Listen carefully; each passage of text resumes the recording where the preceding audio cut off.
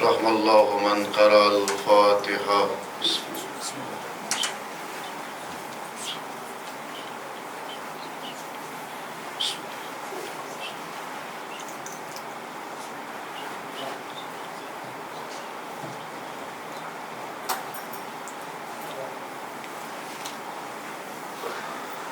لا حول ولا قوة إلا بالله العلي العظيم. أعوذ بالله من الشيطان الرجيم. بسم الله الرحمن الرحيم. الحمد لله رب العالمين، والصلاة والسلام على أشرف الأنبياء والمرسلين والشهداء والصديقين وعلى جميع عباد الله الصالحين.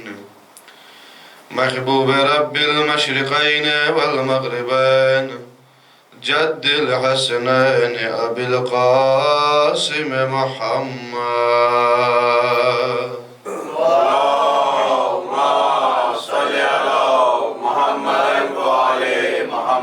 وعلى آله الطيبين الطاهرين المعصومين المظلومين المنتجبين الأكرمين، ولعنة الله على أعدائهم أجمعين من يومنا هذا إلى قيام يوم الدين. أما بعد، فقد قال الإمامنا الصادق عليه الصلاة والسلام: بسم الله الرحمن الرحيم. إنها فاطمة هي ليلة القدر، من عرف فاطمة حق معرفتها فقد أدرك ليلة القدر. اللهم صل على محمد وآل محمد. حضرت امام صادق علیہ السلام. اللہم صل علی محمد وآل محمد. آپ کا ارشاد گرامی ہے کہ اِنَّ فاطمہ ہی لیلۃ القدر، من عرف فاطمہ حق معرفتها فقد ادرک لیلۃ القدر. کہ ذات شہزادی کونین کیا ہے؟ وہ لیلۃ القدر ہے، ایک مبارک رات. اور جس نے ذات شہزادی کونین کی معرفت حاصل کیا، اس نے لیلۃ القدر کو درک کیا. یہ ایام فاطمیہ یہ ہمارے درمیان نعمت بن کے آیا ہے، اور سال میں اس طریقے کی بہت سی مناسبات ہیں کہ جو ہمارے درمیان نعمت بن کے آتی ہیں. ہم ولادت اور شہادت میں جو مجلسیں اور محفلیں کرتے ہیں، ان مجلسوں اور محفلوں سے ان ذوات مقدسات کا کوئی فائدہ ہونے والا نہیں ہے، بلکہ فائدہ کس کا ہے؟ فائدہ ہمارا اور آپ کا ہے کہ ان ذوات مقدسات نے مصیبتیں برداشت کر کے، اپنی قربانیوں کو پیش کر کے ہمارے لیے کچھ ایام کو معین کیا، ہمارے لیے کچھ دنوں کو مشخص کیا کہ جن کے ذریعے سے چونکہ ہم دنیا داری میں کہیں نہ کہیں ہم غفلت میں چلے جاتے ہیں، ہم غافل ہو جاتے ہیں، لہٰذا یہ ایام آ کے ہمیں متوجہ کرتے ہیں کہ ہمارا اصل مقصد کیا ہونا چاہیے.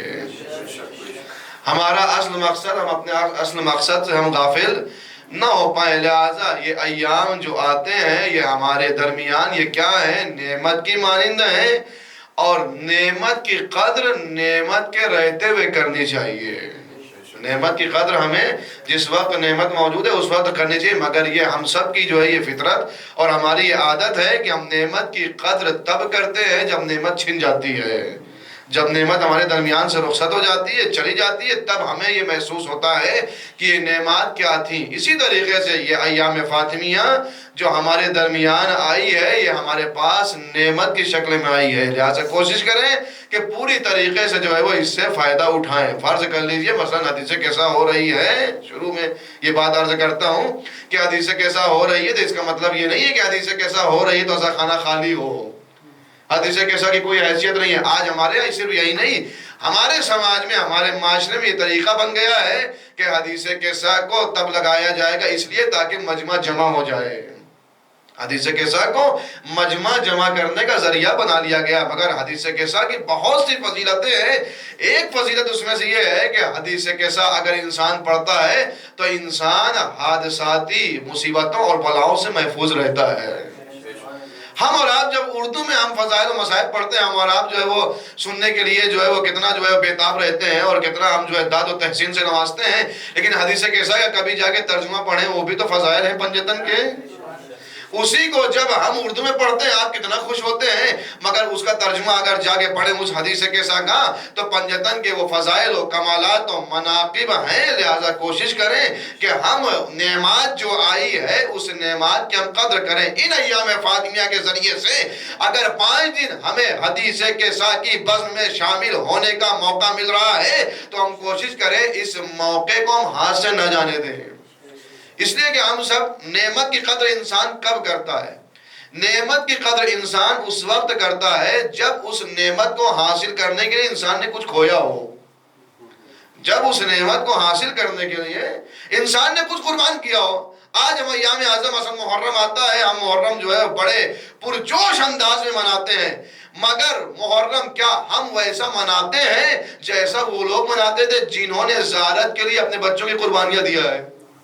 نہیں، ہمیں وہ کیفیت ہم احساس ہی نہیں کر پاتے۔ کیوں؟ اس لیے کہ ان عزاداری کو کرنے میں یا حاصل کرنے میں ہم نے اپنا کچھ کھویا نہیں ہے، ہم کو سب گھر بیٹھے سجا کے مل گیا ہمارے والدین کے ذریعے سے، تو لہٰذا ہمیں اس کی وہ قدر اہمیت نہیں ہے۔ مگر قدر اہمیت کون سمجھتا ہے؟ وہ سمجھتا ہے جس نے کچھ کھویا ہو، جس نے محنت کیا ہو، جس نے قربانی دیا ہو۔ ایک داستان آپ کے سامنے سناتا ہوں کہ ایک شوہر و زوجہ جن کا ایک جوان اولاد، اکلوتی اولاد، اور شوہر زوجہ ایسے جو بہت ہی زیادہ دولت والے، بہت ہی زیادہ پیسے والے۔ اب جو دولت مند افراد ہوتے ہیں ان کے ہاں اگر اکلوتی اولاد ہو، ایک بیٹا ہو، تو کتنے ناز و نخرے سے وہ پلا ہوگا، کتنے زیادہ اس کے ناز اٹھائے گئے ہوں گے، اسے کوئی کام نہ دیا گیا ہوگا، اس سے کوئی زحمت نہ کروائی گئی ہو۔ کیوں؟ ہم تو کما رہے ہیں، تمہیں کرنے کی ضرورت کیا ہے؟ لیکن اس باپ نے جس نے ناز و نخرے سے اپنے بیٹے کو پروان چڑھایا، وہ جوان ہوا۔ اب باپ نے دیکھا کہ بیٹا جوان ہو گیا ہے، تو باپ ویسا نہیں تھا کہ ہم نے کما دیا رکھا ہے تمہیں کرنے کی ضرورت نہیں ہے۔ باپ نے ایک دن بیٹے کو بلایا، اب بلا کے کہا آپ جوان ہو گئے ہو، لہٰذا اب جاؤ اور جا کے کچھ کماؤ، جا کے کچھ محنت کرو۔ اور اسے کہا کہ آج جاؤ شہر میں، اور جانے کے بعد جو ہے وہ کچھ اشرفی کچھ کما کے لا کے پیسہ ہمیں دو۔ وہ نکلا، جیسے ہی گھر سے باہر جانے والا تھا، ماں آگے بڑھی، اور ماں نے آگے بڑھ کے چھپا کے اس کے ہاتھ میں کچھ پیسہ دیا بچے کے، اور بچے کے ہاتھ میں پیسہ دینے کے بعد کہا جاؤ اور دن بھر ٹہل گھوم کے آنا، شام میں جب آنا تو یہ پیسہ اپنے باپ کو دے دینا، تمہیں محنت کرنے کی ضرورت نہیں ہے۔ وہ گیا جوان، دن بھر محنت کی، دن بھر گھوما ٹہلا، اور شام میں آ کے ماں نے جو پیسہ چھپا کے دیا تھا لا کے باپ کے حوالے کیا، کہا یہ ہم دن بھر محنت کر کے لائے ہیں، یہ آپ کے حوالے یہ پیسہ۔ باپ نے اس پیسے کو لیا اور اس بیٹے کے سامنے جو دن بھر جو یہ کہہ کے آیا کہ ہم محنت کر کے آئے ہیں، اس بیٹے کے سامنے اس پیسے کو لیا اور لے کے آگ کے اندر ڈال دیا، اور کہا کہ یہ وہ پیسہ نہیں ہے جو میں چاہتا تھا۔ پھر اس کے بعد اس سے کہا کہ اچھا ٹھیک ہے، آج یہ ہو گیا، ڈال دیا، یہ وہ پیسہ نہیں ہے جو میں چاہتا تھا۔ دوسرے دن پھر کہا آج جاؤ اور جانے کے بعد کما کے آؤ۔ پھر نکلنا چاہا، پھر ماں پہنچی، ماں نے پہنچنے کے بعد پھر کچھ اشرفی دیا، کہا ایک کام کرنا، اب کی 3 دن کے بعد واپس آنا، اب کی 3 دن کے بعد واپس آنا اور لا کے اپنے باپ کو پیسہ دے دینا۔ گیا، 3 دن تک گھوما ٹہلا، اور اس کے بعد آیا اور آنے کے بعد باپ کے حوالے پیسہ کیا۔ باپ نے پھر دیکھا اور دیکھنے کے بعد کہا یہ وہ پیسہ نہیں ہے جو میں چاہتا تھا، لہٰذا اس پیسے کو بھی آگ میں ڈالا، اور وہ کھڑا دیکھ رہا ہے، جس کے سامنے آگ میں پیسہ ڈالا جا رہا ہے وہ کھڑا ہو کے دیکھ رہا ہے، پیسہ ڈالا، اس کے بعد کہا میرا یہ وہ پیسہ نہیں ہے۔ تیسرے دن اب باپ نے کہا جاؤ پھر سے جا کے کما کے آؤ اور محنت سے کما کے آنا۔ اب بیٹے کو خود ریئلائز ہوا، اس نے خود سمجھا کہ نہیں میں غلط کر رہا ہوں، لہذا بیٹے نے ماں کے بیدار ہونے سے پہلے گھر چھوڑ دیا کہ ماں پھر سے آگے نہ دے دے، اور گیا ہو جانے کے بعد کم سے کم 2-3 مہینہ محنت کرتا رہا، اور محنت کرنے کے بعد آ کے کما کے لانے کے بعد لا کے باپ کے حوالے پیسہ کیا۔ باپ نے جیسے اس پیسے کو لیا اور لینے کے بعد آپ کے حوالے کرنا چاہا، بیٹے نے ہاتھ کو پکڑ لیا، کہا بابا بڑی محنت سے میں پیسہ کما کے آیا ہوں، بڑی محنت سے پیسہ لے کے آیا ہوں۔ باپ نے کہا ہاں اب تم صحیح کہہ رہے ہو، یہ وہی پیسہ ہے جسے میں چاہتا تھا، یہ وہ وہی پیسہ ہے جسے میں چاہتا تھا۔ مسئلہ کیا ہوا آپ سمجھے کیا؟ سمجھا یہی اس لیے کہ محنت کا پیسہ تھا، جب باپ آگ میں ڈالنے لگا بیٹا کھڑا ہوا، میری محنت کا پیسہ ہے۔ لہذا جب انسان محنت سے کام کرتا ہے تو اپنی محنت کو ضائع اور برباد نہیں ہونے دیتا، اپنی محنت کو ضائع اور برباد نہیں ہونے دیتا۔ یاد رکھیے گا یہ آزاداری بڑی محنت سے ہم تک آئی ہے، اس آزاداری کی ہم قدر کریں، اس لیے کہ اس کے لیے بہت سی قربانیاں ہوئی ہے۔ اگر ہم قدر نہ کریں گے تو کون قدر کرے گا؟ صلوات پڑھیں گے محمد وآل محمد پر۔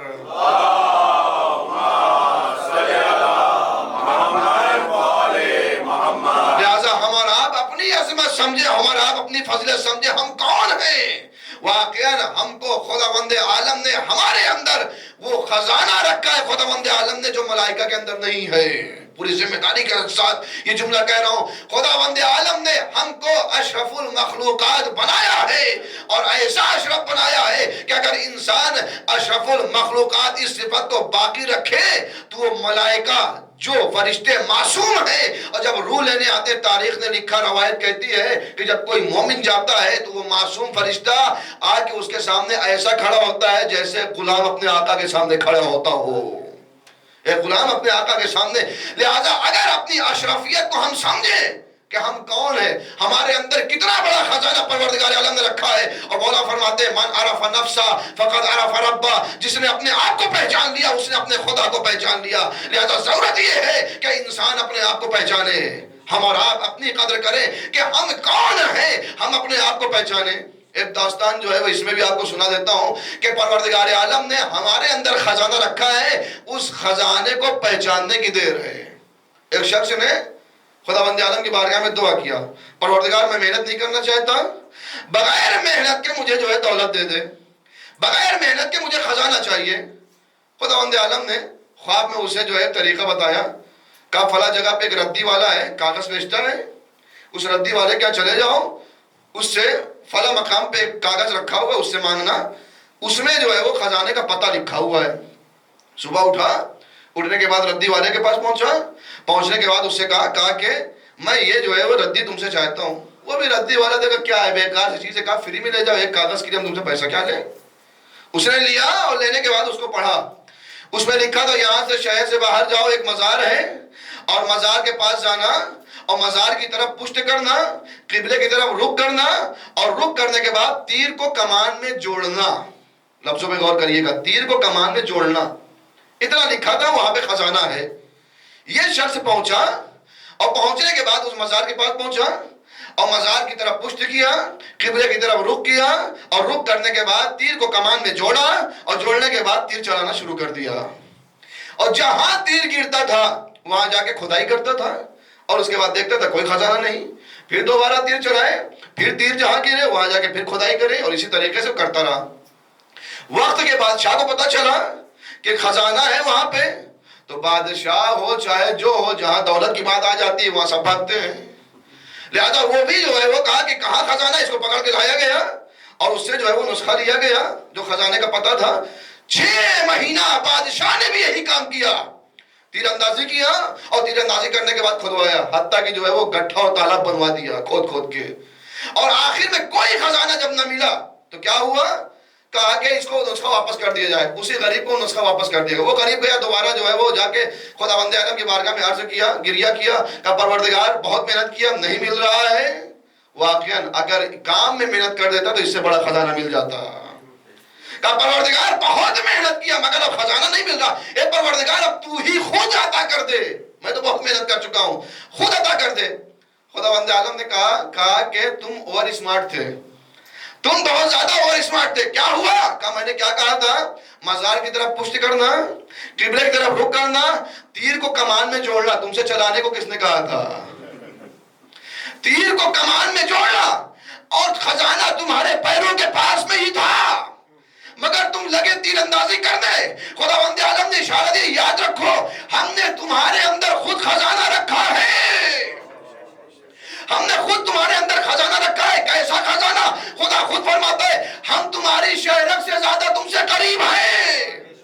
اگر تم اپنے رب کو پہچان لو گے تو اس سے بڑا خزانہ کیا ہو سکتا ہے؟ اسی لیے مولا نے فرمایا اپنے آپ کو پہچانو۔ اگر اپنے آپ کو پہچان لیا، خدا کو پہچان لیا، اور اگر خدا کو پہچان لیا، اس سے بڑا خزانہ کیا ہو سکتا ہے؟ صلوات پڑھیں گے محمد وآل محمد پر۔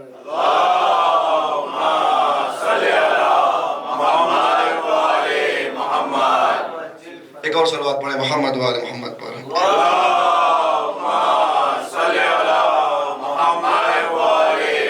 لہذا میں عرض کر رہا تھا کہ یہ نعمت بہت ہی محنت سے آئی ہے ہم تک، لہذا ہم ان نعمتوں کی قدر کریں۔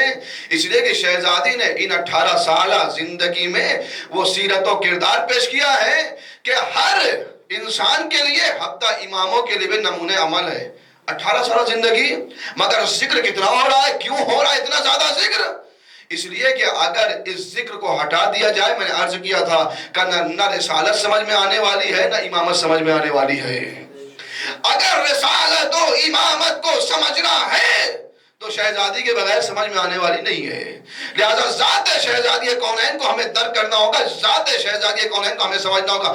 اسی لیے یہ دشمنوں نے سازش کیا۔ آپ کے درمیان بہت سی ایسی چیزیں رائج ہیں، ہم یہ سمجھتے ہیں یہ تقدس کی، میں نے گزشتہ مجلس میں عرض کیا تھا، ہم یہ سمجھتے ہیں تقدس کی علامت ہے، مگر وہ تقدس کی علامت نہیں ہے، وہ سازشیں ہیں دشمنوں کی کہ اس طریقے سے سازشیں کیا جائے۔ کیوں؟ اس لیے کہ ایسا نہ ہو اگر ذکر فاطمہ ہوگا تو قاتلین فاطمہ بھی بے نقاب ہوں گے، قاتلین فاطمہ بے نقاب ہوں گے۔ ہمارے درمیان بہت سی چیزیں رائج ہیں۔ ایک چیز یہ کہ شہزادی کا جب تابوت اٹھے تو مرد تابوت نہ اٹھائیں، شہزادی کی نظر ہو تو نظر کو جو ہے چھپا کے کیا جائے، شہزادی کی نظر ہو تو مرد حضرات نظر نہ کھائیں۔ ہم یہ سمجھتے ہیں، خاص طور سے اس چیز پہ عورتیں بہت زیادہ دھیان دیتی ہیں، بہت زیادہ توجہ دیتی ہیں، لیکن ہم یہ سمجھتے ہیں یہ مقدس کی علامت ہے، یہ تقدس کی علامت نہیں ہے، یہ سازش ہے دشمن کی۔ میں عرض کروں گا آپ کے سامنے، اصلی جنازہ شہزادی کونین سلام اللہ علیہا کا کس نے اٹھایا؟ جناب بریرہ، جناب حذیفہ، جناب سلمان، جناب عقیل۔ اصلی جنازہ مردوں نے اٹھایا، اور شبیہ تابوت مرد نہ اٹھائیں۔ نظر کیا ہے؟ وہ چھپا کے کیا جائے، نظر مرد نہ کھائیں۔ اگر مرد کا کھانا تقدس کو ختم کرنا ہوتا، یا فاطمہ کی نظر کھانا مردوں کے لیے تقدس کو ختم کرنا ہوتا، تو فاطمہ کی روٹی مسکین و یتیم و فقیر لینے نہ آتے۔ فاطمہ کے ہاتھ کی بنی روٹی ملائکہ آ رہے ہیں اور آگے لے کے جا رہے ہیں، لیکن ہمارے یہاں سازش کی جا رہی ہے کیا نظر کو چھپا کے کیا جائے، نظر نہ کیا جائے، مرد نہ کھائے۔ کیوں؟ اب اس کی وجہ یہ ہے چونکہ ان کو معلوم ہے کہ جب یہ علی کی نظر کرتے ہیں تو ابن ملزم پہ لعنت بھی بھیجتے ہیں، جب امام حسین کی نظر کرتے ہیں تو یزید و شمر و خولی پہ لعنت بھیجی جاتی ہے۔ تو کہیں ایسا نہ ہو کہ جب فاطمہ کی نظر ہوگی تو قاتلین فاطمہ پہ بھی لعنت بھیجی جائے گی۔ تو ہوگا کیا؟ کہا ہوگا یہ کہ جو ابھی تک مقدس بنے ہوئے تھے، جو ایک نقاب میں چھپے ہوئے تھے اور لباس احترام کا لباس اوڑھے ہوئے تھے، وہ کیا ہوں گے؟ وہ عیا ہو جائیں گے۔ میرے عزیزوں، اب ہماری اور آپ کی ذمہ داری یہ ہے کہ نظر کو چھپایا نہ جائے، بلکہ اتنا عیا کیا جائے کہ کوئی بھی ظالم و قاتل اپنا چہرہ نہ چھپا سکے، کوئی بھی ظالم، ہر ظالم بے نقاب ہو جائے۔ لہذا شہزادی سلام اللہ، بہت سی سازشیں۔ ایک سازش اور کہ جب شہزادی کی قبر بنائی جاتی ہے تو پوسٹر جب بنایا جاتا ہے، آپ نے دیکھا ہوگا گوگل وغیرہ پہ جا کے، 3 قبریں بنائی جاتی ہیں، ایک چوتھی قبر بنائی جاتی ہے، اور چوتھی قبر پہ ایک کبوتر بٹھا دیا جاتا ہے، اور کہا جاتا ہے یہ 3 قبر کس کی ہے؟ کہا یہ 3 قبر ان کی ہے کہ رسول نے 3 بیٹیوں کی پرورش کیا تھا، 3 जो है वो लड़कियों के रसूल ने परवरिश किया था, जिनको तारीख ने, मैं इंशाल्लाह दूसरी मजलिस में अर्ज करूंगा कि तारीख ने प्लानिंग के तहत शहजादी की अजमत को घटाने के लिए 3 बेटियां और ला के रख दिया, 3 बेटियां और ला के रखा। और कब्र बनाई जाती है, कहा ये 3 बेटियों की कब्र है, और ये जो है एक जिसमें कबूतर बैठा हुआ है शहजादी कौनैन की कब्र है। जबकि दुश्मन यहां सियासत कर रहा है, मगर अल्लाह जब सियासत करता है वल्लाहु खैरुल माकिरीन, तुम प्लानिंग करो मगर खुदा बेहतरीन प्लानिंग करने वाला है, खुदा बेहतरीन मंसूबाबंदी करने वाला है। और खुदा की प्लानिंग क्या है, अभी तक कोई भी नहीं जानता शहजादी की कब्र कहां है। शहजादी की कब्र जन्नतुल बकी जो हम के सुनते हैं वो एक रवायत है, लिहाजा किसी को नहीं मालूम कहां है कब्र। जब इमाम ज़माना आएंगे तब शहजादी की असल कब्र मालूम और पता चलेगी। दुश्मन ने क्या किया, कहा तारीख ने, मौरखीन ने खयानत करते हुए 3 कब्रें बना के ये कर दिया, कहा 3 बेटी ये है, 1 बेटी ये है। तारीख ने इस तरीके से खयानत किया कि ला के बेटियों को सगी बहनें बना दिया, मगर खुदावंद आलम वल्लाहु खैरुल माकिरीन का मिस्दाक जब उसने प्लानिंग किया तो ऐसी प्लानिंग किया, तुम कब्रों को तो साथ में ला के रख सकते हो, मगर जब खुदा ने मंसूबाबंदी किया तो न चादर के नीचे नजर आई, न मुबाहले में नजर आई, न चादर में नजर आई, न मुबाहले में नजर आई। ये खुदावंद आलम ने इस तरीके से इस्तिस्ना किया शहजादी सलामुल्लाह अलैहा की जात को। और शहजादी कौन सी जात है, हमारा अहलुल बैत कैसे कहते हैं, अहलुल बैत घर में रहने वाला, अहलुल बैत घर में रहने वाला, बैत यानी घर। बैत कब मुकद्दस होता है, घर कब मुकद्दस होता है, घर मुकद्दस नहीं होता, घर मुकद्दस होता है घर में रहने वालों की वजह से, घर मुकद्दस होता है घर में रहने वालों की वजह से। और ये सिर्फ दावा नहीं है, कुरानी दलील है कि खुदावंद आलम ने अपना घर जब बनवाया जनाब इब्राहिम से, और अपना घर बनवाने के बाद कहा इब्राहिम घर बनाओ और उसके बाद घर तवाफ करने वालों के लिए पाक करो। खुदा का घर है मगर खुदा कह रहा है इब्राहिम पाक करो तब तवाफ के काबिल होगा। घर को पाक किया जाए, यानी जब तक बुद्ध उस घर में थे वो घर तवाफ के काबिल नहीं था। लिहाजा इब्राहिम क्या करो, कहा घर को पाक करो, पाक करोगे तब तवाफ के काबिल होगा। हम और आप इसी पे फख्र करते हैं कि हम सैयद हैं, हम रिजवी हैं। अच्छा, मेरी मजलिसें मैं अर्ज कर दूं कि मैं जब मजलिसें पढ़ता हूं, चूंकि मजलिसें क्या है, मजलिसें मुस्तशफा, मजलिसें क्या है, मजलिसें हॉस्पिटल हैं, मजलिसें रेस्टोरेंट नहीं है। रेस्टोरेंट और हॉस्पिटल में फर्क क्या है, कहा रेस्टोरेंट में जब आप जाएंगे तो डायबिटीज पेशेंट भी जाएगा अगर रेस्टोरेंट में, और जाके कहेगा हमको गुलाब जामुन चाहिए, तो रेस्टोरेंट वाला गुलाब जामुन देगा। वो ये नहीं कहेगा आप डायबिटीज पेशेंट है आपको नुकसान करेगी, नहीं, वो देगा, आप जो भी मांगेंगे देगा। मगर हॉस्पिटल क्या है, हॉस्पिटल में आप डॉक्टर से ये नहीं कह सकते कि हमको वो वाली दवा दीजिए जो अच्छी लगेगी, जो टेस्ट में अच्छी हो। नहीं, डॉक्टर ये देखेगा कि फायदा किसमें है, वो दवा दी जाएगी। लिहाजा मजलिसें मुस्तशफा है, मजलिसें हॉस्पिटल है। आप ये ना सोचेगा सिर्फ अच्छी टेबलेट दी जाएंगी, दरमियान में तल्ख और कड़वी टेबलेट भी आएंगी, दरमियान में तल्ख वाली टेबलेट भी इंशाल्लाह मिलती रहेंगी। लिहाजा हम और आप ये समझते हैं क्या कि हम सैयद हैं, हम रिजवी हैं, हम नकवी हैं, हम मोमिन हैं, हम खोजा हैं, हम इसी पे फख्र करते हैं। फख्र करने का मकाम ये नहीं है, फख्र का मकाम ये है कि अगर सैयद है तो मरते दम तक इस सियादत को बाकी रखा जाए, अगर नकवी है तो मरते दम तक इस नकवीयत को बाकी रखा जाए, अगर रिजवी है तो मरते दम तक रिजवीयत को बाकी रखा जाए, अगर मोमिन है तो इस मोमिनियत को मरते दम तक बाकी रखा जाए, तब तो फख्र का मकाम है, तब तो मुकद्दस है। वगरना वगरना वगरना अगर किरदार अच्छा ना हो तो कुरैश का होते हुए भी तब्बत यदा अबिल हक का मिस्दाक है। अगर किरदार अच्छा ना हो तो कुरैश का होते हुए भी कुरान कह रहा है कि हाथ टूट जाए अबू लहब के, मगर अगर किरदार अच्छा हो तो हमने तारीख में 2 किरदार देखे हैं, एक पहले खलीफा का बेटा, एक दूसरे खलीफा का बेटा अब्दुल्ला, पहले खलीफा का बेटा मोहम्मद इब्न अबी बकर। मगर यहाँ पे दोनों किरदार में फख्र है, पहले का किरदार ऐसा, पहले खलीफा के बेटे का किरदार ऐसा कि अली आवाज दे रहे हैं कि नुतफा उसका है मगर बेटा मेरा है, और दूसरे खलीफा का बेटा ऐसा है कि हुसैन के कत्ल में शरीक है। लिहाजा हमने किरदार को मेयार बनाया, अगर किरदार अच्छा है तो मोहम्मद इब्न अबी बकर लायक सलाम है, अगर किरदार बुरा है तो अब्दुल्ला इब्न उमर लायक लानत है। चला محمد وآل محمد پر۔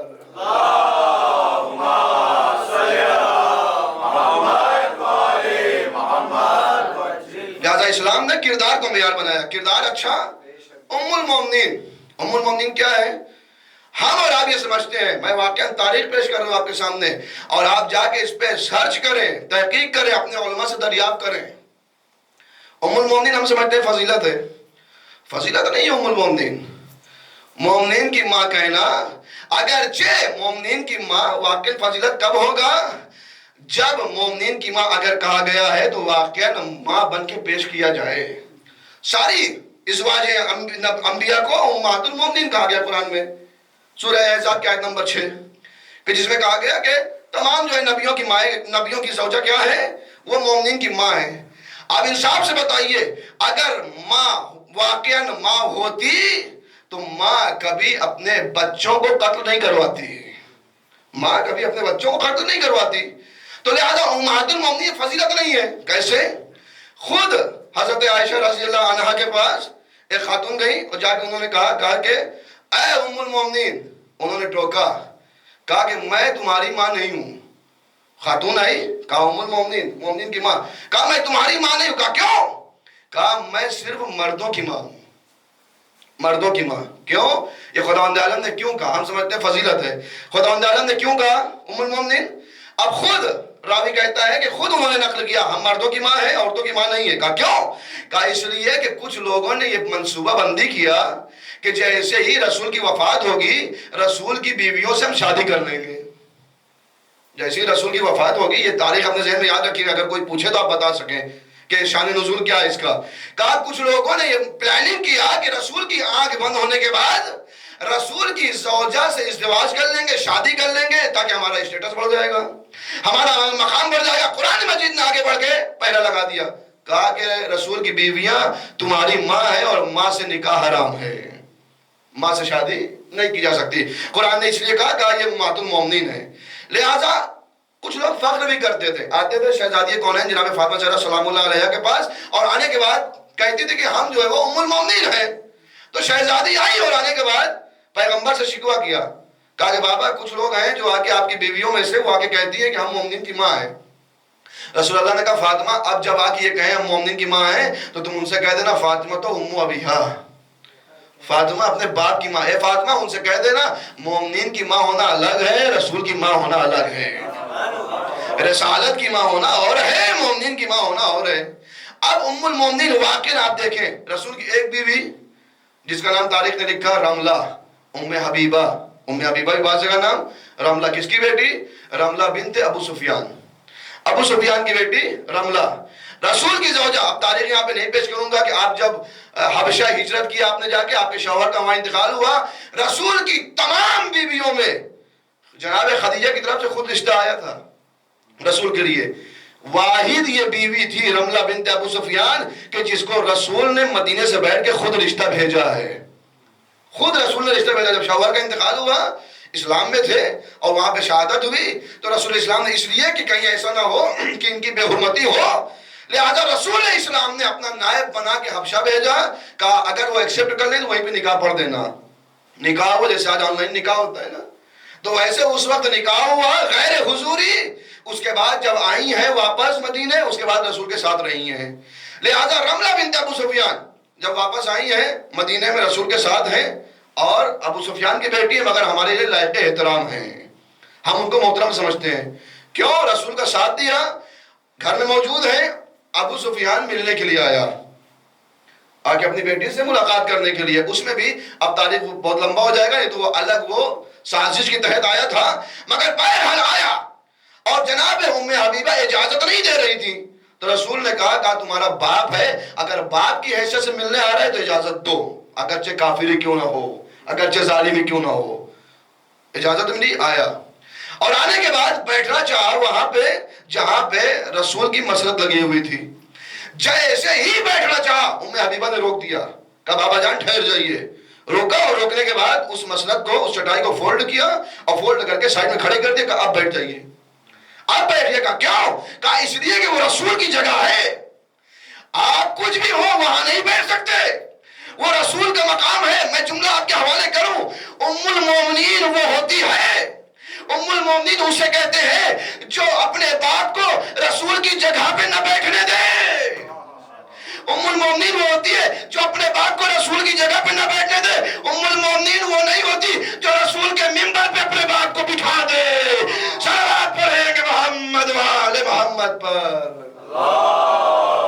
محمد. ایک اور صلوات پڑھیں محمد وآل محمد پر. اللہم صلی علی محمد وآل محمد. لہذا جناب شہزادی کونین کہ جن کے لیے اتنی عظمت کہ رسول اللہ نے خود فرمایا کہ فاطمہ کون ہے؟ میرا جز ہے.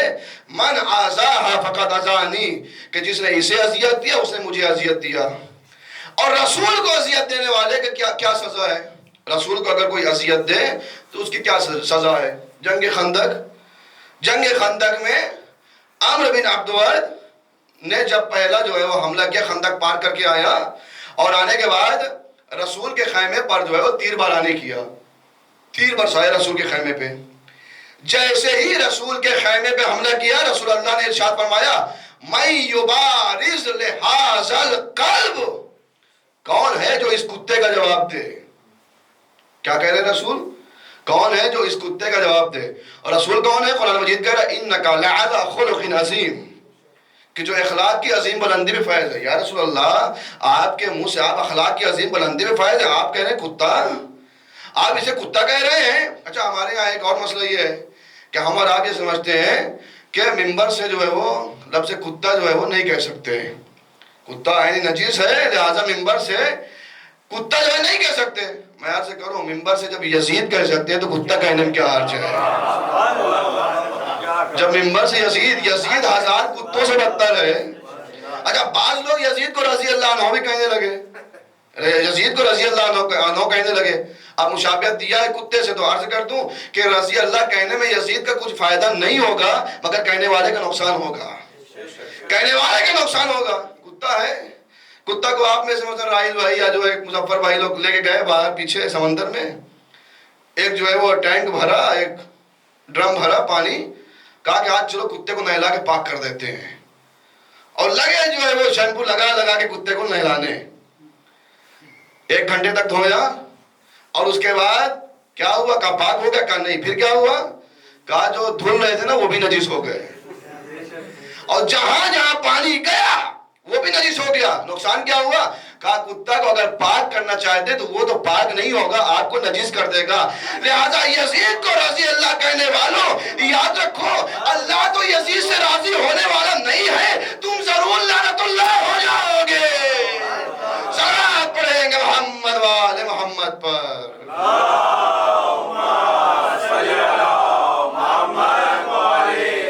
لہذا رسول نے کہا میں یبارز لہذا القلب، اس کتے کو کوئی جواب دے. کون دے گا اس کتے کو جواب؟ یا رسول اللہ آپ اخلاق کی عظیم بلندی میں فائز ہیں، آپ کتا کہہ رہے ہیں. رسول اسلام نے بتایا کہا میری نگاہیں تاریخ پہ ہیں، میں بتانا چاہتا ہوں یاد رکھو رسول کے گھر پہ حملہ کرنے والا وہ کتا ہوا کرتا ہے. رسول کے گھر پہ حملہ کرنے والا کتا ہوا کرتا ہے. اب تاریخ جا کے پڑھے کہ رسول کی آنکھ بند ہونے کے بعد فاطمہ کے گھر پہ کس نے حملہ کیا. آپ کچھ بھی اسے کہہ لیں مگر رسول کی نگاہ میں وہ کتا ہے. رسول نے فرمایا کہ میرے گھر پہ حملہ کرنے والا کون ہے؟ کہا کتا ہے. اور اس کے بعد کس نے جواب دیا؟ وہی علی ابن ابی طالب جو ہر جگہ فتح کا سیرا. کہا رسول نے کہا کون جواب دے گا؟ علی ابن ابی طالب کھڑے ہوئے عمرو بن عبدود کے مقابلے میں گئے اور جا کے جب اس کو زیر کر دیا. یہاں پہ بھی ایک نقطہ ہے جو میسیج و پیغام ہے کہ جب زیر کیا عمرو ابن عبدود کو اور سینے پہ سوار ہوئے تو عمرو ابن عبدود نے گستاخی کیا، مولا کے اوپر لعاب دہن روانہ کیا. مولا اترنے کے بعد کچھ دیر تک چہل قدمی کیا اور چہل قدمی کرنے کے بعد پھر اسے قتل کیا. ایک مثال دیتا ہوں آپ کے سامنے کہ مولا نے اتنا انتظار کیوں کیا. ایک تو وجہ یہ ہے کہ علی جب نکلتے تھے تو علی اگر میدان جنگ میں بھی جا رہے ہوں تو علی کی نیت صرف اور صرف خالص اللہ ہوتی تھی. ہم اور آپ جب مصلی پہ کھڑے ہوتے ہیں تو میں اپنے لیے کہہ رہا ہوں کہ مجھے اپنی نیت کا اندازہ نہیں ہوتا کہ قربت اللہ ہے یا نہیں ہے، لیکن علی کا ایسا عابد ہے، مصلی پہ تو چھوڑیے، جو میدان میں اتنا بڑا عابد ہو، مصلی پہ جا کے جب تکبیر کہتا ہوگا کتنا بڑا عابد ہوگا۔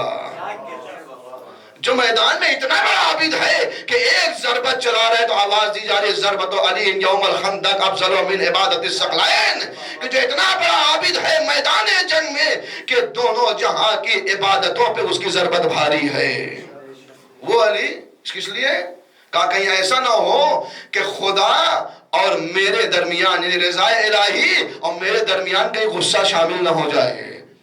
اتنا بڑا خالص عابد اترے، اترنے کے بعد پھر جا کے قتل کیا۔ رک کے یہیں پہ سوال کروں، یہ علی اترنے کی وجہ کیا تھی؟ آپ کیوں اترے؟ ایک تو یہ نقطہ کہ قربت، اور دوسری مثال کے ذریعے سے بات واضح کرتا ہوں۔ میں بیٹھا تھا اور میں جو ہے وہ کسی صاحب کو، جیسے ہمارے یہاں ہوتا ہے کہ بعض لوگ جو ہے وہ کسی بزرگ کو، کوئی جوان ہوتے ہیں وہ کھیلتے ہیں چڑھاتے ہیں، میں بیٹھا چڑھا رہا تھا ایک صاحب کو اور وہ مجھے گالی دے رہے تھے۔ بغل سے مظفر بھائی گزرے اور گزرنے کے بعد دیکھا کہ وہ شخص ہم کو گالی دے رہے ہیں۔ کہا مولانا آپ کیسی حماقت کر رہے ہیں، آپ کو وہ گالی دے رہا ہے اور میں ہنس رہا ہوں، میں بیٹھا ہنس رہا ہوں، میں اس کو چھیڑ رہا تھا، وہ مجھے گالی دے رہا تھا، اور یہ گزرے۔ کہا وہ آپ کو گالی دے رہا ہے، آپ کی عزت جو ہے وہ ختم ہو رہی ہے، آپ ہنس رہے ہیں۔ ہم نے کہا پریشان نہ ہو جائیے، فیصلہ مت کریے، آئیے بیٹھیے۔ وہ گالی دے نہیں رہا ہے، میں گالی دلوا رہا ہوں، میں گالی دلوا رہا ہوں، میں اسے چھیڑ رہا ہوں، اس کا کنٹرول میرے ہاتھ میں ہے۔ میں جب چاہوں گا تب وہ بولے گا، میں جب چاہوں گا تب وہ کلام کرے گا۔ عمرو ابن عبدود نے یہی چاہا، عمرو ابن عبدود نے علی کی گستاخی کیا تاکہ جب تاریخ لکھنے والے تاریخ حساس جب تاریخ لکھے تو یہ لکھ دے کہ عمرو تب قتل ہوا جب عمرو نے چاہا، عمرو تب قتل ہوا جب عمرو نے چاہا۔ علی نے آواز دیا عمرو قتل تو تجھے ہونا ہے مگر تیرے چاہنے سے نہیں، جب میں چاہوں گا تب تو قتل ہوگا۔ صلوات پڑھیں گے محمد وآل محمد پر۔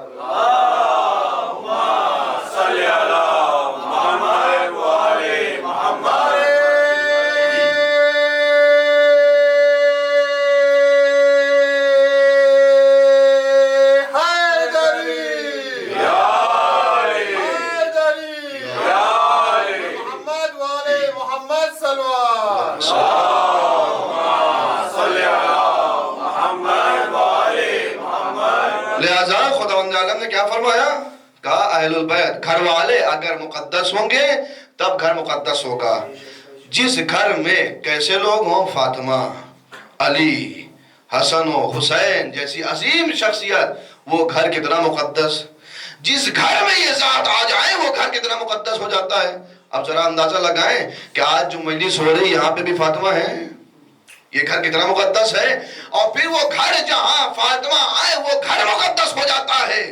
جس دل میں فاطمہ کی محبت آ جائے وہ دل بھی مقدس ہو جاتا ہے، وہ دل بھی محترمہ ہو جاتا ہے۔ میں نے عرض کیا کہ ہم اور آپ اپنی عظمت کو پہچانے ہم کون ہیں، کہ ہم اور آپ اپنے گھروں میں شہزادی کو بلاتے ہیں، اس کے علاوہ ہمارے دلوں میں بھی شہزادی کی محبت ہے۔ لیکن میرے عزیزوں ذمہ داری یہ ہے کہ جتنی بڑی نعمت ہوتی ہے خداوند عالم کی نگاہیں بھی اتنی دقیق ہوتی ہیں، نگاہیں بھی اتنی دقیق ہوتی ہیں۔ ہم اور آپ ایک بچے کو آپ 100 روپے دے کے بھیجیے، جائیے فلاں صاحب باہر بیٹھے ان کو دے دیجیے، آپ 100 روپے دینے کے بعد آپ پلٹ کے دیکھیں گے نہیں، گیا دیا نہیں دیا۔ اسی جگہ پہ اسی بچے کو بلا کے آپ 50 گرام گولڈ دے دیجیے، جاؤ فلاں کو دے کے آؤ، مڑ مڑ کے دیکھتے رہیں گے جب تک دے نہیں دے گا جا کے۔ کیوں؟ اس لیے کہ اس گولڈ کی اہمیت ہے، اس کی قیمت ہے۔ یہ عزاداری ولایت کے بعد سب سے بڑی نعمت ہے ہمارے درمیان، ولایت کے بعد سب سے بڑی نعمت ہمارے درمیان ہے۔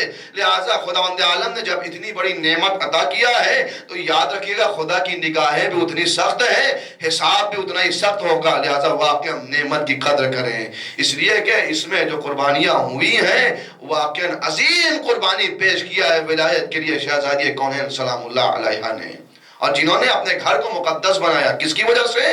عفت کے ذریعے سے۔ بس ایک عفت کی قسم کہ عفت جنسی جسے کہا جاتا ہے، اقسام عفت میں سے، کہ شہزادی کے گھر میں کس طریقے سے پاکیزگی اور عفت تھی کہ عفت جنسی کی جب شہزادی کو یمن سے لا کے کسی نے عطر دیا، کہا یہ گفٹ ہے آپ کے لیے، یمن سے آیا عطر، مشہور عطر تھا، شہزادی نے لیا، کب لگائیں گی؟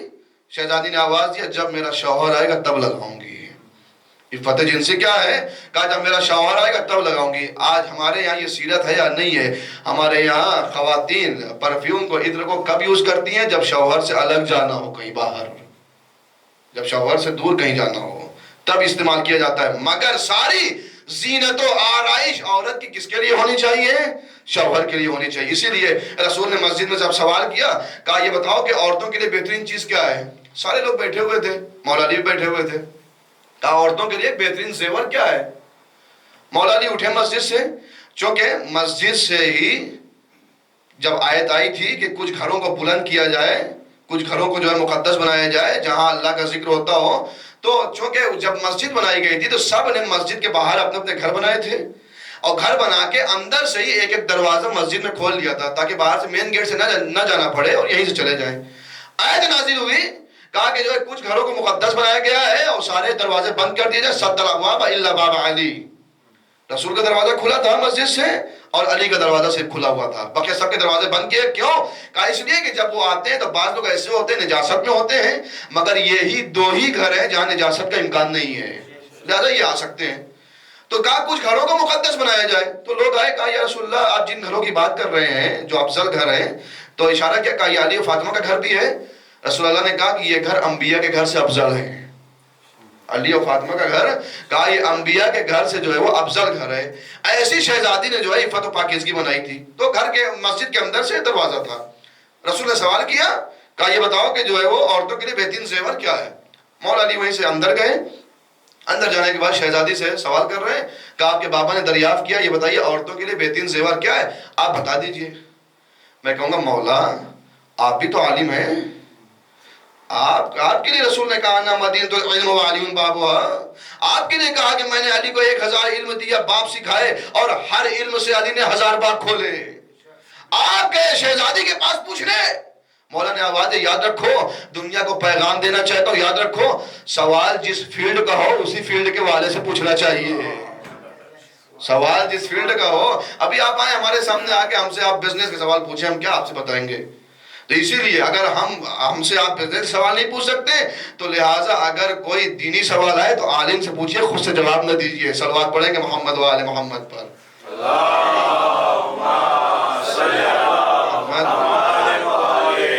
لہٰذا آئے شہزادی سے پوچھا یہ بتائیے کہ عورتوں کے لیے بہترین زیور کیا ہے؟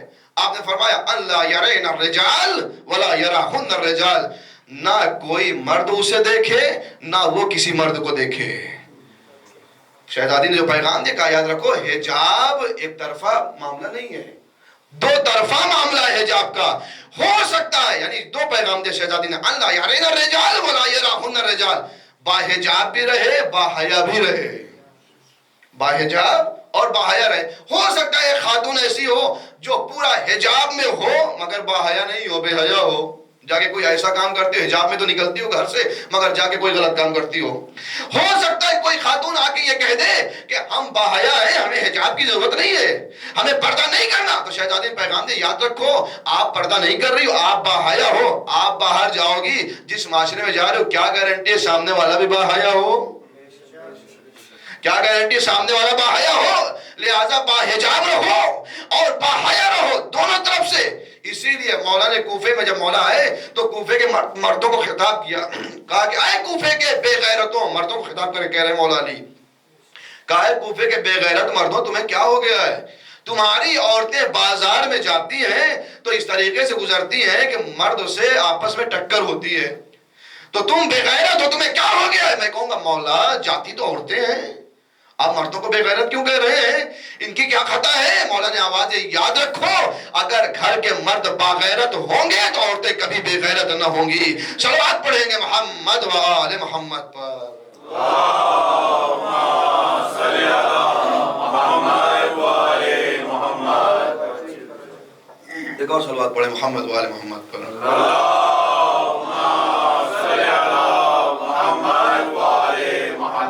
اسی لیے شہزادی نے جو عفت جنسی، پاکیزگی اور باحیا کا درس دیا، بس ایک واقعہ داستان یہی سے ربط مسائل کہ حیا کے ساتھ اگر سیرت فاطمہ ہے تو واقعاً امام خود متوجہ ہوتے ہیں اس انسان کی طرف، امام کی توجہات بڑھتی ہے اگر سیرت فاطمہ کو اپنا لیا جائے۔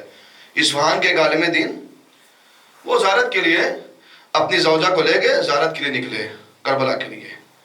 عراق کے بارڈر پہ پہنچے اور بارڈر پہ پہنچنے کے بعد جو ہے وہ انہوں نے دیکھا کہ چیکنگ ہو رہی ہے، اور چیک پوسٹ پہ ایک شخص ایسا ہے جو اس طریقے سے چیک کر رہا ہے کہ سب کی ناموس پر غلط نگاہیں ڈال رہا ہے۔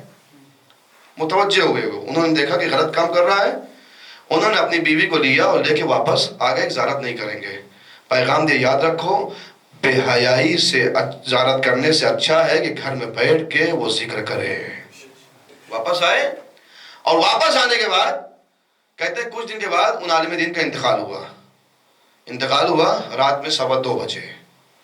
3 دن کے بعد ایک شخص مشہد سے آیا اصفہان، آنے کے بعد دخل باب کیا، زوجہ نکلی، کہا یہ بتائیے کیا یہ فلاں صاحب کا گھر ہے جو 3 دن پہلے انتقال ہوا ہے؟ کہا ہاں ہاں انہی کا گھر ہے۔ کہا آپ کو کیسے پتا؟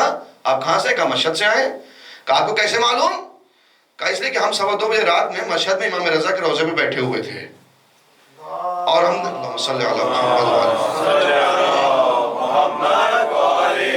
امام رضا کے روضے پہ بیٹھے تھے۔ رات میں 2:15 بجے امام روضے سے نکلے، زری سے باہر آئے۔ ہم نے پوچھا مولا کہاں جا رہے ہیں؟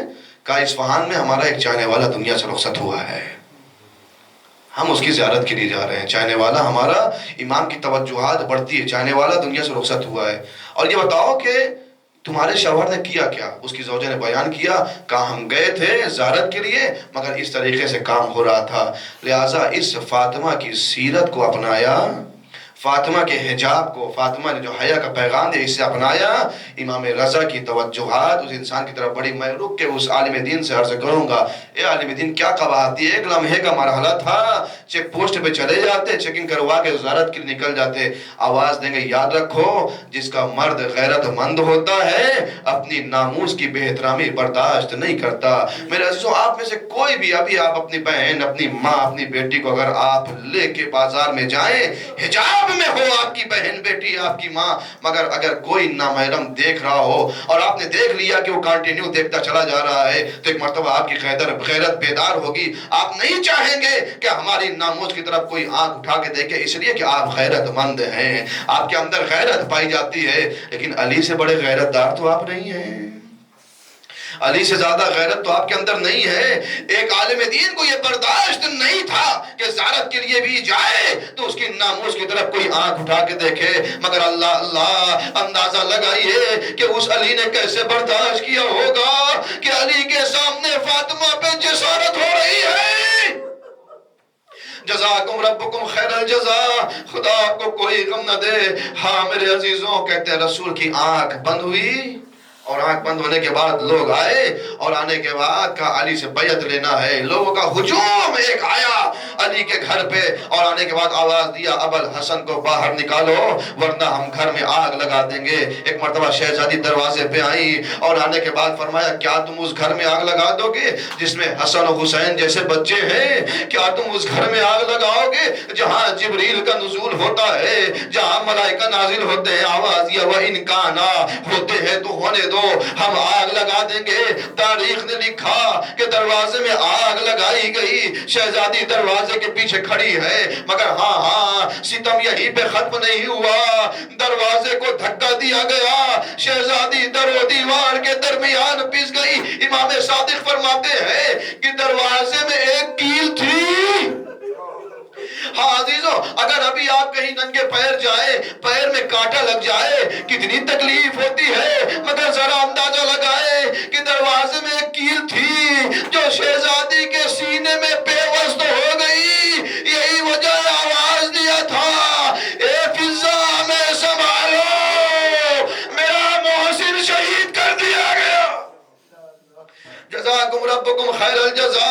ہاں عزیزو، وہ کیل شہزادی کی پسلی کو توڑتی ہوئی چلی گئی۔ تاریخ نے لکھا کہ پسلی کی 3 ہڈیاں شہزادی کی ٹوٹ گئی تھی۔ ہاں میرے عزیزو، علی اکبر کی بھی پسلی ٹوٹی تھی۔ علی اکبر کے جب نیزہ لگا تھا نا، تو نیزے کی یعنی علی اکبر کی پسلی کی ہڈی کو توڑتے ہوئے کلیجے پہ لگا تھا۔ لیکن میرے عزیزو رک کے ایک جملہ کہوں، علی اکبر کو جب نیزہ لگا، علی اکبر 18 سالہ جوان تھے، مگر جب شہزادی کی پسلی ٹوٹی، شہزادی 18 سال میں ضعیفہ ہو گئی تھی۔ ربکم خیر الجزا. ہاں یہ پسلیوں کا درد بہت عظیم تھا.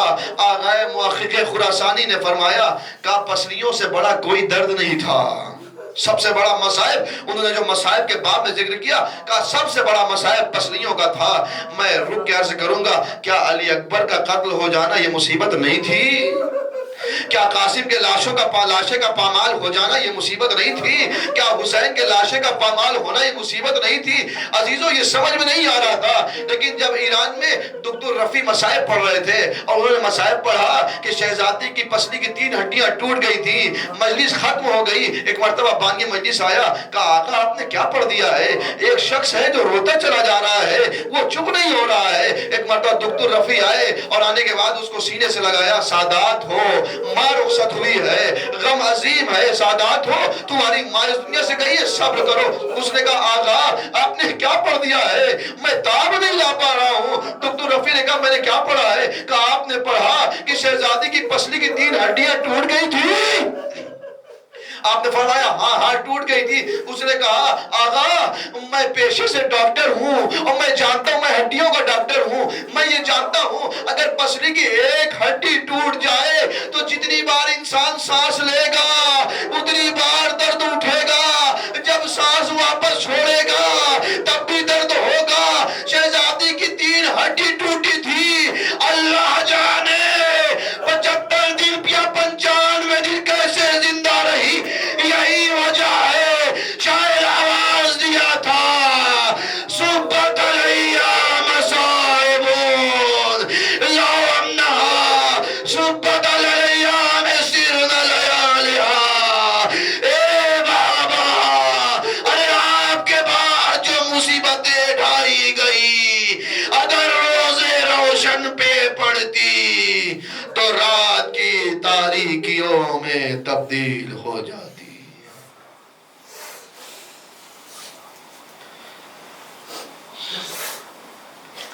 انا للہ و انا الیہ راجعون.